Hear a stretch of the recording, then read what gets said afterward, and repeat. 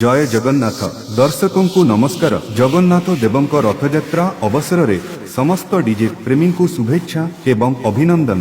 एबे आमे मेदिनीपुर सोली रे एक भक्ति गीत शुणिबु। प्रथमे आमे एही गीतर साक्षात फ्रिक्वेंसी शुणिबु। जय जय जगन्नाथ जगत ठाकुर शतदल पद्म पादे प्रणाम मोर। जय जय जगन्नाथ जगत ठाकुर शतदल पद्म पादे प्रणाम मोर। बंधुगण एथर आमे एही गीतर संगीत फ्रिक्वेंसी एवं उच्च फ्रिक्वेंसी एकाठी शुणिबा।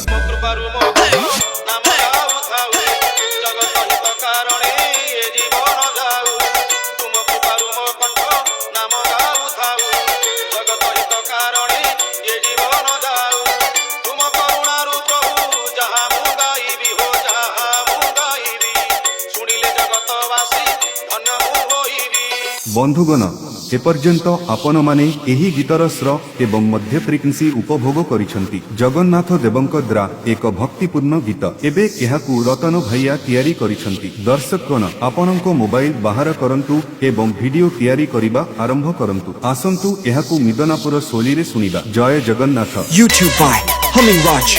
हुलन जरा से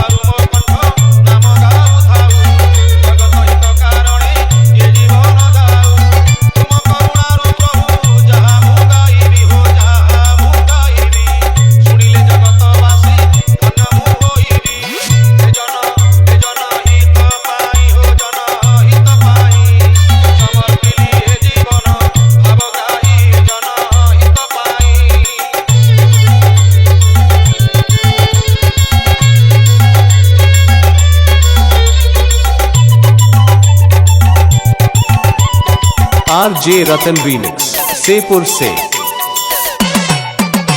YouTube by Humming Raj।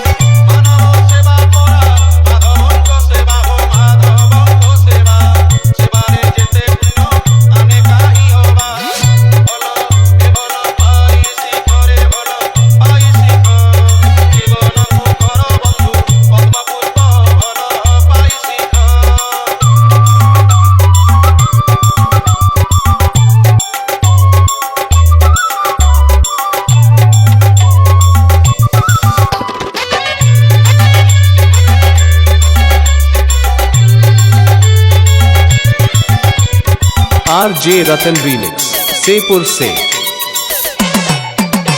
YouTube by Humming Raj।